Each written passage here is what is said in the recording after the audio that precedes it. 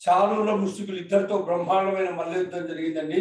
గరుడు పాములను పట్టుకొని ఎగిరేసిపోయినట్టుగా వాళ్ళిద్దరు ఏం చేశారు, చాణూర ముష్టికులు ఇద్దరిని సంహరించేశారండి. వీళ్ళిద్దరు మరణించగానే కంసుని గుండె అదిరిపోయిందండి. సింహాసనం మీద కూర్చొని ఉన్నాడు. వెంటనే కత్తి తీసి బట్టలు పిలిచి, ఇంక ఇది కాదు, వసుదేవుని సంహరించండి, ఉగ్రసేనుని సంహరించండి, ఈ గోపాల బాలను మట్టు పెట్టండి అని ఉన్మాదంతో పిచ్చితో కేకలేస్తున్నాడండి.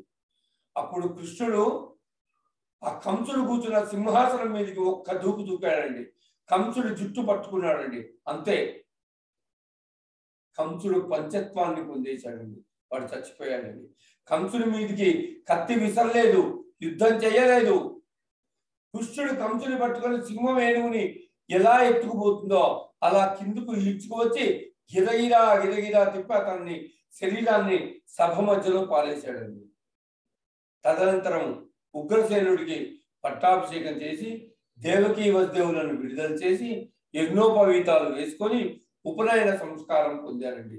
నంద ప్రజల్లో యశోదాదులు బెంగ పెట్టుకుని ఉన్నారని ఉద్ధవుణ్ణి ఏం చేశాడు, నందభద్రం పంపించారండి. అక్కడ ఈ భ్రమణ గీతలు జరిగాయండి. అవి అద్భుతంగా ఉంటాయి. ఓం నమో భగవతే వాసుదేవాయ. శ్రీమాతే నమః.